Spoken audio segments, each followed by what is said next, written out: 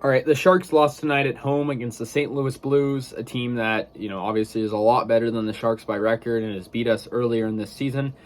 Sharks lost by a final score of 3-1. And for, the Blues, Robert Thomas had his 20th goal, and he has a point streak of 15 games. He's on a mission for them. The Sharks just didn't really play good tonight. But that's not super out of the ordinary with them not playing very good. James Reimer allowed 2 of the 3 goals, obviously one of them unearned for him. 25 of 27, 926. Pretty consistent game, but Sharks defense and offense, not good. They didn't score any goals other than the first period, in any other period, that being that. Jordan Binnington was solid for the St. Louis Blues. He was 20 of 21 and only allowed 1 goal, which was in the first period. That first period goal for the Sharks was scored by Noah Gregor, assisted by Brent Burns and Rudolph Balcers.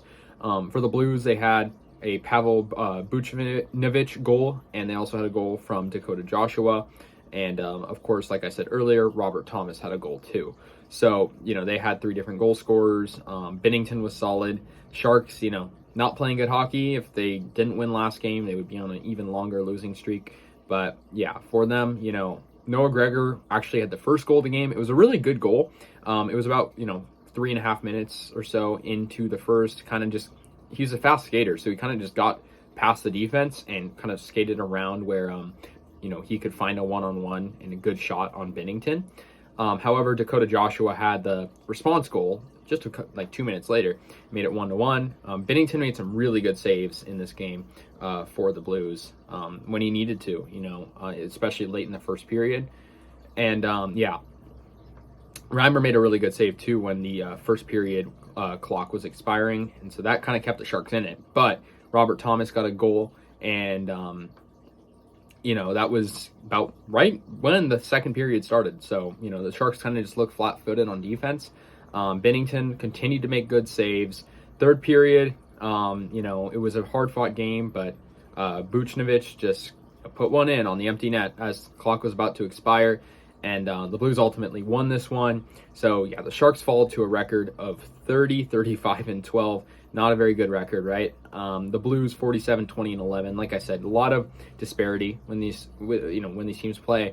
Sharks are going to play the Blackhawks next. Another team that's struggling. But we did lose to them last time, so we'll see what happens.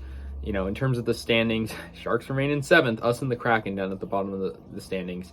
So that's, sort of disappointing for the Blues. They're in a playoff position right now, and they're probably going to clinch if they haven't already. I think they have.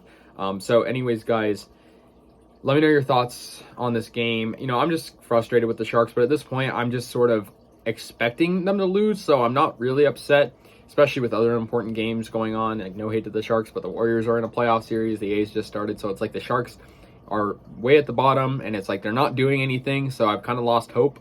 But, it's still fun to watch them. They're going to play the Blackhawks. The season's winding down. Not many games left. There's only 4 or 5 games left.